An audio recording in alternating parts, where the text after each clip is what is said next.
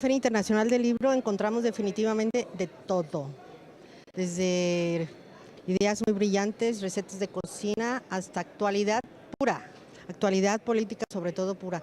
Y estamos justamente con Fabricio Mejía Madrid, quien tuvo la buena fortuna de hacer una buena crónica de este libro, de la Crónica de la Victoria. ¿De quién creen? México, de AMLO. ¿Cómo estás? Bienvenido. Buen día. Pues sí, no sé si la buena fortuna o la audacia, digamos, el timing lo es todo. Y como este sábado toma posesión Andrés Manuel López Obrador, pues yo hice esta crónica que no es sobre él, sino sobre los 30 millones de votantes. La idea, digamos, empieza en la noche del 1 de julio de este año, en la victoria de Andrés Manuel. Y la idea era, bueno, si este candidato se ha presentado 3 veces y ahora ganó y ganó la mayoría, no fue el que cambió, los que cambiamos fuimos los votantes. Y entonces un poco las respuestas son lo que contiene el libro, ¿no? ¿En qué país se realiza esa elección? Pues es un país harto de la violencia, harto de la corrupción y que se percibe a sí mismo como mal organizado porque buena parte de los premios, reconocimientos, puestos de decisión, puestos de propiedad, de posesión, no se deciden por el mérito, por el talento, sino por las palancas, la corrupción, las lealtades, los juegos de favores, etcétera. Y entonces esas tres cosas son en lo que ha cambiado México para haber votado por la izquierda. Y pues, es una victoria en muchos sentidos, ¿no? Es una victoria de la izquierda, de un tipo de izquierda, por la vía pacífica. Muchos años México tuvo en los 70s una izquierda después del 68 que era una izquierda armada, y entonces yo comparaba esa noche el triunfo de López Obrador con el triunfo en 1970 de Salvador Allende en Chile, que también fue por la vía electoral, con la diferencia de que Andrés Manuel llega con una mayoría. A ver, pero hubo mucho acercamiento con él, ¿no? Lo entrevistaste, todo eso, tuviste que estar muy cercano. No, bueno, yo estuve cercano, ahí sí por fortuna, le llaman la suerte del cronista, ¿no? Cuando yo llegué a vivir enfrente de la Universidad Nacional y en la Ciudad de México, el vecino de arriba era Andrés Manuel, con sus hijos y su entonces esposa Rocío, que murió. Desde entonces, digamos, mantenemos un vínculo. Yo lo apoyé cuando lo desaforó Fox como jefe de gobierno del DF, y desde entonces, junto con toda la gente que describo en el libro Crónica de la Victoria, estuvimos ahí, ¿no? Pero de cualquier manera, ¿tú crees que se puede escribir un libro si no tienes así mucha simpatía por él? Bueno, se puede escribir de todo, ¿no? Pero me refiero que eso facilita mucho también el trabajo, ¿no? Si no tienes que, perdón, Simpatía. simpatía. Y empatía. Bueno, no es porque no es, Andrés Manuel no es un movimiento, digamos, o sea, a lo que me refiero es a lo que la gente proyectamos sobre él. No es un movimiento ideológico, ¿no? Realmente. Y eso lo vamos a ver en el Pero gobierno. la gente cree que sí, ¿no? Pues equivocadamente, porque, a ver, desde 1989 el mundo no es esto o esto, sino esto y esto. Y esto y esto. Y esto y esto, y lo distinto, la diferencia, y lo que permite, digamos, amarrar un acuerdo entre todos es algo que se llama democracia y que tiene varias formas, ¿no? Una es ir a las urnas a votar, las otras son las consultas, por supuesto, y también las manifestaciones, ¿no? Que ahora, digamos, la derecha más recalcitrante va a aprender también a manifestarse, ¿no? A ver, platícanos cómo fue que hiciste este libro y así tan rápido. Tomaste nota, los fuiste y después ya te sentaste cuando por fin ganó. Si no hubiera ganado, ¿también lo hubieras hecho? Sí, yo creo que la idea, digamos, del libro es recopilar también parte de una historia que también es historia mía, digamos. Yo hice para Proceso las crónicas de todos los litigios judiciales que hubo en la Ciudad de México cuando estuvo Andrés Manuel López Obrador, el del paraje San Juan, ¿no? Que era un señor de pronto pide 1,000 millones de pesos como indemnización de unos terrenos que son más o menos 30 colonias de la Ciudad de México en Iztapalapa. Desde ese caso como inédito, donde el abogado no tenía nombre y usaba un sombrero de vaquero, una de estas cosas que supongo que también se dan aquí en las ciudades grandes del país, que son estas corruptelas que tienen que ver con una complicidad entre los jueces, los inmobiliarios, las aseguradoras, etcétera.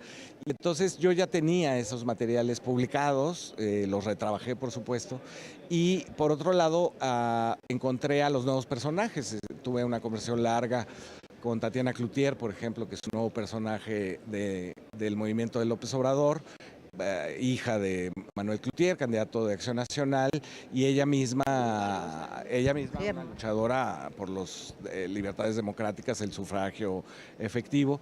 Y luego también entrevisté a María Luisa Albores, que es la nueva secretaria de Desarrollo Social, que es una indígena que viene de un proyecto comunitario indígena exitosísimo en la Sierra Norte de Puebla, que exporta pimienta, miel orgánica y café a Europa.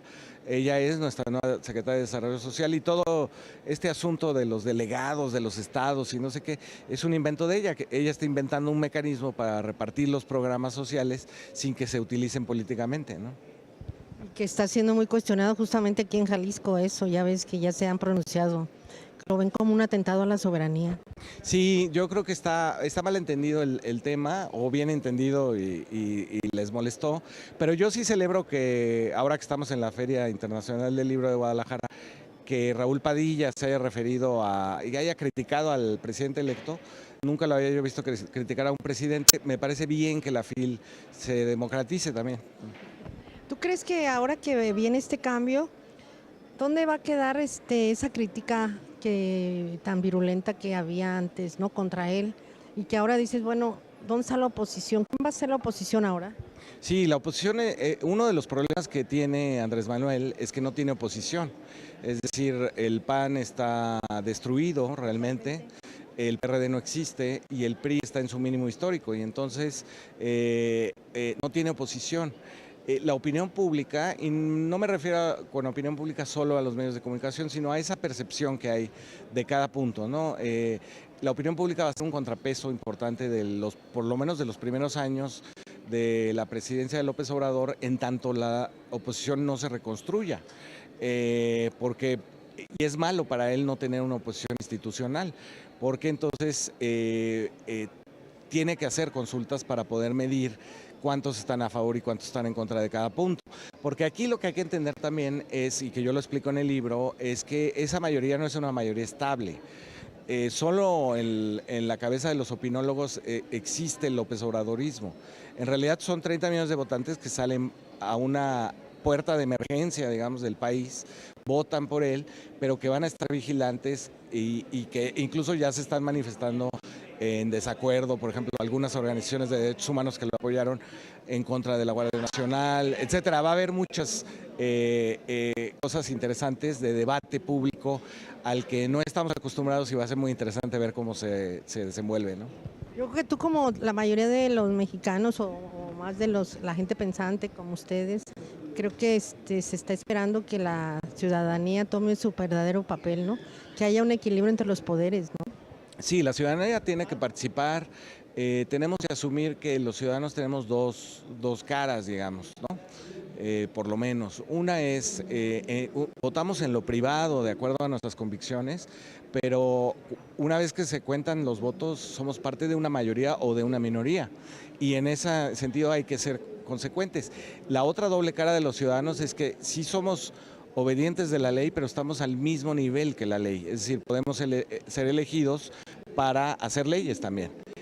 La ley no es sacrosanta, digamos, ¿no? Se puede cambiar. Y entonces en ese sentido los ciudadanos somos activos y pasivos al mismo tiempo, y creo que lo que está demostrando, y lo digo también en el libro, la nueva ciudadanía en México es que quiere participar, quiere ser tomada en cuenta.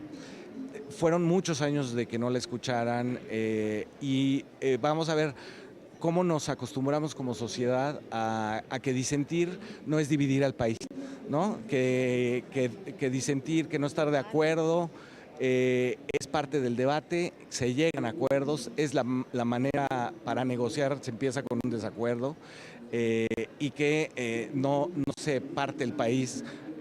Jalisco no se raja porque haya desacuerdo. Porque venga un delegado. Sí, porque por los delegados, ¿no? O sea, o Yucatán se separa por el Tren Maya, eso no va a pasar. Es una mentalidad un poco priista decir que el disenso, que el desacuerdo es división, ¿no? En realidad no, es parte del debate público. Pero ¿tú crees que este punto de quiebre que hay ahorita, este cambio, esta cuarta transformación, esto que viene a ser ahora sí que diferentísimo de lo que hemos vivido, es del siglo XX, del XIX, es lo más importante que nos ha ocurrido o que nos va a ocurrir?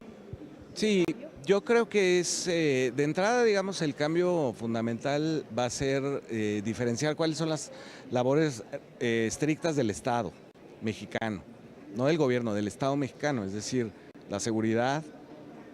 No, el Estado mexicano no tiene por qué financiar a la empresa privada. La empresa privada se supone que existe para arriesgar el dinero y ganar utilidad, pero hay una nueva burguesía financiera, sobre todo inmobiliaria también, que depende mucho de la corrupción con el gobierno. Y se vio en este sexenio. Han devastado el país. Sí, y en este sexenio se notó claramente, es decir, ¿por qué empresarios como Alfonso Romo apoyaron a López Obrador? Pues porque a los empresarios los han dejado fuera de los concursos, no ha habido concursos, ha habido adjudicación directa, pero la transformación se refiere a separar las labores del Estado de las labores de la empresa privada y de los intereses creados, ¿no? Bueno, pues ya terminó el tiempo, de veras, muchas gracias a Fabricio Mejía Madrid, y bueno, quedan muchas preguntas, ¿qué va a pasar, no, con este nuevo paladín que tenemos? Que no pase como con Correa en Ecuador o con otros, ¿verdad? Sí, no, yo creo que si leen el libro se van a tranquilizar bastante. Ahí está, hay que leerlo, Crónica de la Victoria, muy actual, política actual. Ah, ¿y la presentación puedo anunciar? Ah, no. Muchas gracias, no, porque luego va a pasar después.